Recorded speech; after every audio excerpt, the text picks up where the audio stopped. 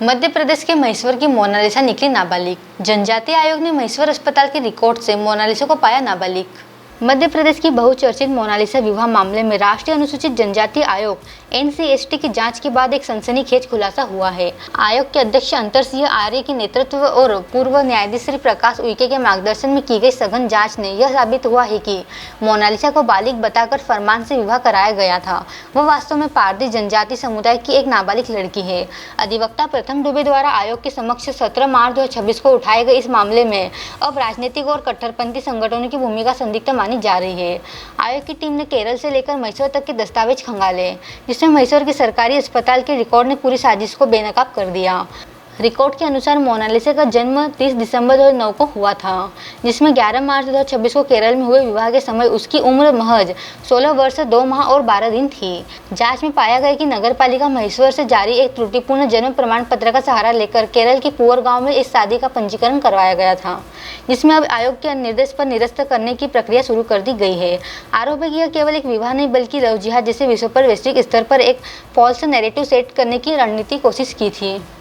Record में यह बात भी सामने है कि मोनालिसा और आरोपी फरमान पिछले 3 महीने से VIP मेहमान बनकर बड़े होटलों में रुक रहे थे, जिसकी फंडिंग के पीछे विदेशी ताकतों और आदिवासी बच्चों की तस्करी की आशंका जताई गई है।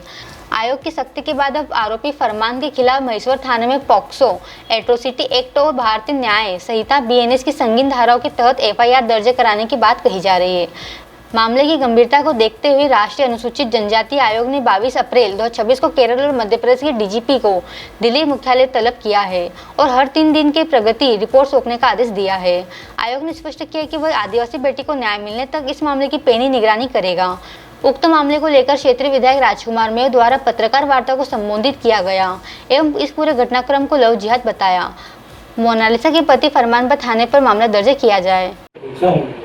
आप एकदम से क्यों आए? तो मैंने क्या वहाँ पे सर को बोला फोन करके कि वो लोग एकदम से कैसे आ गए यहाँ पे। तो उन्होंने बोला कि यार देखते टिकटों के फिल्म में मिले थे, उसके आगे भी मैं मिला था, सिर्फ रास्ते में कहाँ पे मिला था, वो मिला था मैडम पे मिला है। ये सब वो लोग आया हो उनके साथ चले गए, तो जिसके साथ पिक्चर बना रहे थे अपन वो समझ बस रहा उसको क्यों नहीं बोला वो लेने आए हैं। तो वो मेन बात क्या हुआ मैम कि जब बोल रहे थे कि नाबालिग है आपकी बेटी, लव जिहाद वाली बात आपने करी थी शिकायत, आज जब खुलासा हो गया विधायक जी के साथ आप पहुँचे हैं, क्या कहना चाहेंगे? सर मैं तो उसका बाप हूँ, तो मुझे पहले से ही मालूम था कि मेरी बेटी नाबालिग थी। उन लोगों ने मैं मेरी बेटी के साथ में था तो मेरी वाइफ को कैसे कैसे पटा के फुसला के उन्हें जाली कागज़ बनवा लिए कि तुम्हारे देश की सरकार है, तुम्हारे को बना के दे देगी, कैसे भी पैर हाथ जोड़ लेना बना के कागज़ दे देगी। अब मुझे मालूम नहीं था कि कहाँ से बनाया है। फिर मैंने वाइफ के पास आया कि जो कागज़ बनाया कैसे बनाया गया, तो बोले कोई व्यक्ति आया था, उन्होंने ऐसी राय दी थी कि तुम्हारी बेटी को बहुत बड़ी फिल्म मिलेगी, गाने मिलेंगे, एक कागज़ बनाओगे तो सारे कागज़ बन जाएंगे। उन्होंने कुछ 2-3 हज़ार रुपये भी दिए थे, तो इन्होंने उनको अंगूठा लगवा प्रमाण पत्र जब आपने बनवाया, आप जैसे कह रहे हैं कि मेरी पत्नी ने बनवाया, तो कहाँ से बनवाया, किन किन लोगों? ये मैं उस टाइम पे तो मैं मेरे लड़की के साथ में था, उन लोगों ने बनवाया। वो लोग क्या मालूम, उस टाइम पे लड़की वायरल थी तो सारे लोग आते जाते। अब ये इतनी डिटेल तो नहीं बता पाएंगे क्योंकि पढ़े लिखे नहीं है। अगर पढ़े लिखे होते तो किस प्रकार का कौन सा कागज बनाएंगे बता चुके होते हैं। क्योंकि मेरी बेटी है उसके लिए मैंने कागज बोले सरकार से मांग करी थी कि मेरी बेटी नाबालिग है, नाबालिग। अब क्या चाहते हो सरकार? तो मेरे सरकार से मेरी ये मांग है कि मेरी बेटी को लाया जाए मेरे पास, और यहाँ पे जो भी सरकार मांग करेगी उसके लिए राजी हूँ। कार्रवाई होना चाहिए। कार्रवाई तो होना चाहिए सर। मुझे फंसाया गया, मेरी बेटी को फंसाया गया। मैं जो आज TV में देखता हूँ तो उधर लोग ले जाके काट देते बच्चों, उनको लेके। मोनालिसा ने आरोप लगाया था आपके ऊपर कि आपके किसी मतलब बहन के लड़के के साथ उसकी शादी करना चाहते हैं। सर ऐसा होता तो हमारे महेश्वर में तो पहले से ही कम से कम 3-4 महीने से ही मालूम पड़ जाता कि महेश्वर में शादी हो रही पारधी समाज की। कपड़े लत्ते सब लेना देना सब चालू हो जाता, वो सब झूठ बात थी और उसकी शूटिंग भी चालू थी। जैसे मैं यहाँ से आता और यहाँ पे 2-3 दिन रुक के मुझे हैदराबाद जाना था उसकी शूटिंग के लिए, और उन लोगों ने उधर रोक लिया उनको और मुझे अकेले को भगा दिया। बोलने गया तो मारने बैठ गए वो लोग। इसमें सबसे बड़ी बात का जो जांच का एंगल आया है कि वो बंजारा समाज से नहीं है, वो ST/SC समाज से, जो महाराष्ट्र में जो पारदी जाति है उसको ST में लिया गया, तो ST/SC एट्रोसिटी भी उसमें लगेगी उसमें। मामला तूल पकड़ा और उसके बाद अब जांच में खुलासा हो गया, आप क्या चाहते, कार्रवाई कैसी होना चाहिए? देखिए, आपने इस मुद्दे को ज्यादा उठाया था। देखिए, शुरू से ही हम लोग कह रहे थे कि महेश्वर की बेटी मोनालिसा नाबालिग है, और हम सब लोग परिवार के साथ पुलिस थाने मंडलेश्वर HDP कार्यालय गए थे, और वहाँ से हमने न्याय की गुहार लगाई थी। और मानव अधिकार आयोग और ये अपने ST/SC के आयोग ने जो जांच बिठाई, और उस जांच में स्पष्ट पाया गया कि मोनालिसा नाबालिग है, जिसका ये प्रमाण पत्र आपके सामने जो हॉस्पिटल महेश्वर से मिला हुआ है। फरहान ने पिछले 6 महीने पहले उसके ही आदमी के द्वारा ये भोले भाले लोगों से अंगूठा लगवाकर एक नकली सर्टिफिकेट बनाया था जो झूठ था। अब आपके सामने आ गया है कि लव जिहाद उन्होंने किया है, और इसके साथ साथ में जो PIPI जैसे संगठन, कांग्रेस के लोग केरल के, इसमें बड़े षड्यंत्र के रूप में जो सामने आए हैं, जिनके नाम भी शीघ्र ही उजागर होने वाले हैं। और हम मांग करते हैं कि इनमें जो भी लोग लगे हुए हैं, जो भी केरल की टीम लगी हुई है, जो भी पूरा संगठन लगा हुआ है, उसको उस लोगों को सजा मिलना चाहिए और सामने आना चाहिए। क्या महेश्वर थाने में प्रकरण दर्ज हुआ क्या पासपोर्ट? बिल्कुल, इसका दर्जा हो गया है प्रकरण। तो पुलिस से क्या मांग करेंगे आप? पुलिस बस आपके सामने बस कुछ समय बाद या थोड़े दिन बाद या 24 घंटे में या 48 घंटे में जितने अपराधी हैं सबके सब सामने आने वाले हैं। जितने भी अपराधी हैं, जितने लोगों ने भी अपराध किया इस मामले में, उनको सजा मिलना चाहिए। मोनालिसा को वापस लाने के लिए क्या प्रोसेस जारी है अभी? ये तो सरकार को से हमारा निवेदन है कि अब उसको वापस लाना चाहिए, और सरकार हमारा सहयोग करेगी, निश्चित ही मोनालिसा वापस आएगी, ऐसा हमारा विश्वास है।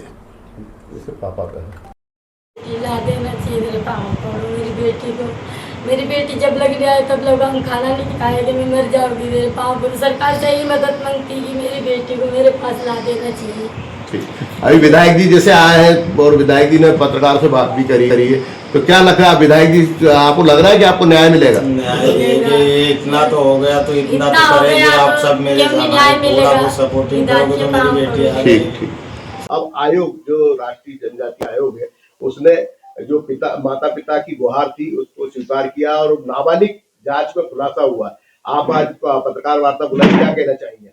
लो जिहाद सत्य माना गया कि लो जिहाद हुआ है इसमें, क्योंकि ये आयोग ने उसको घोषित कर दिया कि उम्र कम थी बेटी की, और उसके माँ बाप तो कह ही रहे हैं शुरू से कि बेटी की कम उम्र है, और उन्होंने जाल में फांस के शादी की है। उनको उचित दंड और सजा मिलना चाहिए। प्रमाण इसमें पाए गए? सारे प्रमाण अब आपके समक्ष हैं, जो उसकी एज के हैं, मीडिया के समक्ष। अच्छा, ये उसका क्या एज का प्रमाण पत्र? एज प्रमाण पत्र है जी। ये तो पहले क्या फर्जी बन गया था क्या? अब पहले उन्होंने फर्जी बनाया था उसको बालिग बताने के लिए, अब सही तो अब आया है सामने। भैया, नगर पालिका से माना जा रहा है कि नगर पालिका के द्वारा कुछ जन्म प्रमाण पत्र बना के दिया गया है या कुछ?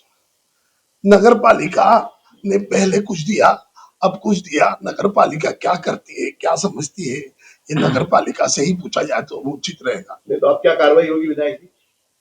अब इसमें लव जिहाद की कार्रवाई हम मानते हैं कि होना चाहिए। अच्छा, क्या मांग रहेगी आप? क्योंकि हमारी बेटी के साथ गलत हुआ है, उसे नाबालिग समझ के फंसाया गया है, और इनको वहां से इनसे बेटी छीन के इन्हें भगाया गया है।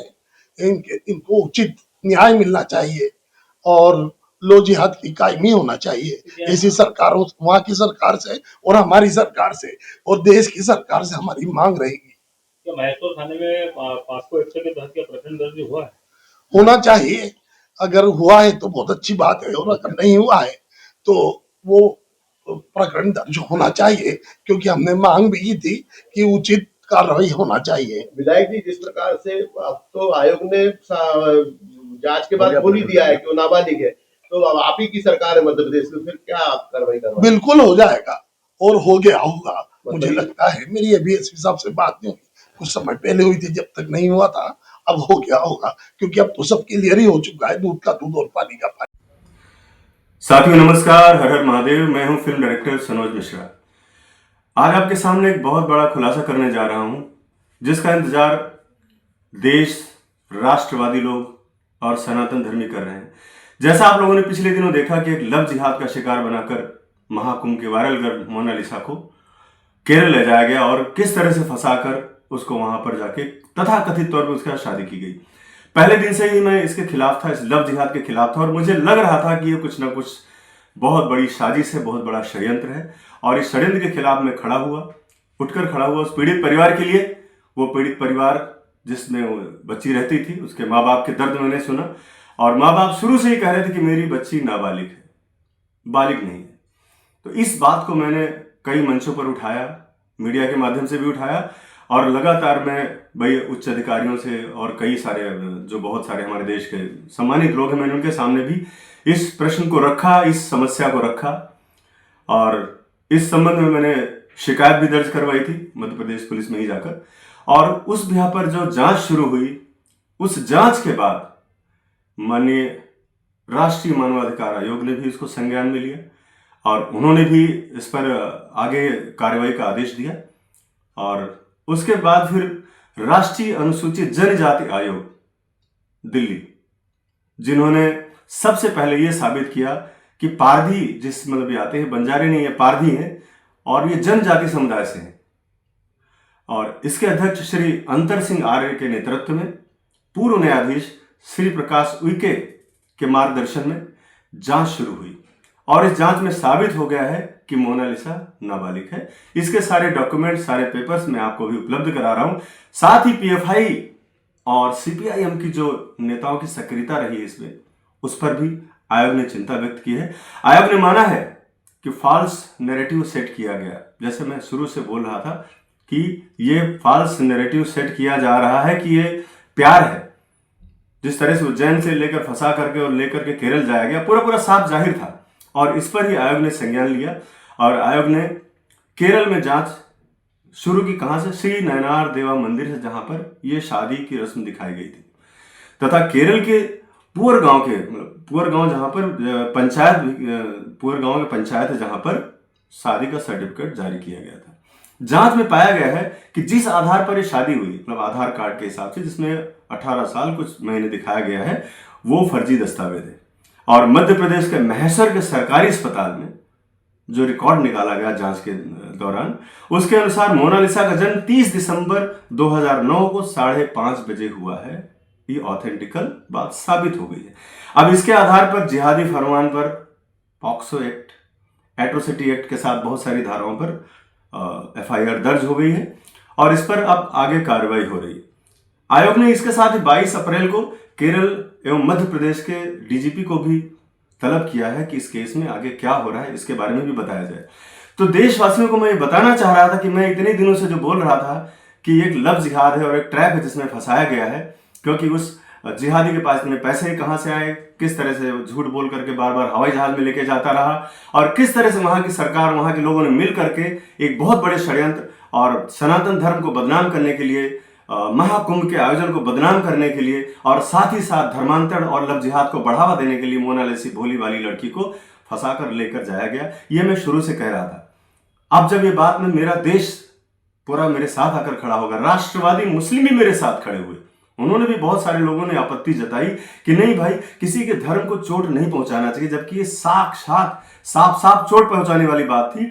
और इसको जब देखा इस जिहादी ने कि ये मैं लगातार, चूंकि मंच पर आवाज मैं ही उठा रहा हूं और उस गरीब परिवार का जो उसको लेकर मैं ही इंसाफ के लिए लड़ाई लड़ रहा हूं, तो उसने मोनालिसा को समझा बुझाकर मेरे खिलाफ जिस तरह से मीडिया में अनर्गल बातें कहलाई कि मुझे टॉर्चर करते थे, मुझे टच करते थे, मुझे हरासमेंट करते थे और मुझे कई बार गलत तरीकों से छुआ और इसके साथ बहुत सारी चीज़ें जो मेरे बारे में और अपने पिता के बारे में भी उनसे गलत बुलवाया गया, उनको माँ के शराबी कहा गया, पिता को अय्याश कहा गया। ये सब पूरे देश ने देखा और श्री कृष्ण पर भी उसने बयान दिलवाया ताकि अपने आप को कृष्ण साबित कर सके। लेकिन पूरे देश ने देखा, पूरा देश मेरे साथ खड़ा रहा, क्योंकि देश ने देखा कि मैंने कितना कुछ सहा है। इस फिल्म को बनाने को लेकर, द डायरी ऑफ मणिपुर को बनाने को लेकर कितना कुछ मैंने सहा है। इसके पहले भी इसी संगठन के आदमी वसीम रिजवी जिसका नाम है, उसके जरिए मुझे जेल भिजवाया गया था, कुछ 1 साल पहले की बात है, ताकि फिल्म रुक जाए, लेकिन फिर भी नहीं रुकी। और जब फिल्म रिलीज होने के कगार पर आई, तब इस तरह का कांड करके, जिस तरह उसको फंसाकर यहाँ से ले जाया गया, वो भोली भाली लड़की है, मैं आज भी यही बोल रहा हूँ, उसे कुछ नहीं पता है, उसे दिमाग है नहीं उसके पास। और जिस तरह उसको ब्रेन वॉश किया गया, जिस तरह उसको समझाया गया, उसके परिवार को जिस तरह धोखे में रखा गया, पूरे देश ने देखा। और आज आपको ये बताते हुए मुझे अच्छा भी लग रहा है, क्योंकि जिस तरह से मुझे फंसाने के लिए कांड किया गया था कि मोनालिसा को आगे करके मुझे भी फंसा दिया जाएगा, और फंसाने की अभी भी राजनीति चल रही है, उन लोगों का जो एजेंडा है वो चल रहा है। लेकिन मैंने हमेशा यही सोचा, और आपके सामने हमेशा यही, मैं जो अपने शब्द से कभी नहीं पलटूंगा। मैंने कहा अगर जिस लड़ाई को मैंने हाथ लगाया है उस लड़ाई को मैं अंजाम तक पहुंचाऊंगा। नतीजा कुछ भी हो जाए, मुझे कुछ भी हो जाए, मुझे उसका फर्क नहीं पड़ता है, और मैं इस लड़ाई को लड़ूंगा, चाहे मुझे झूठे केस में जेल ही क्यों ना जाना पड़े। जैसा कि लोगों ने तैयारी कर रखी है अंदर अंदर मुझे जेल भेजने की, अभी भी कर रहे हैं लोग, कि उसी से बयान दिलवाकर और मेरे खिलाफ कोई FIR वगैरह दर्ज कराकर मुझे जेल भिजवा दिया जाए। DG आनंद न्यूज मणिपुर महेश्वर।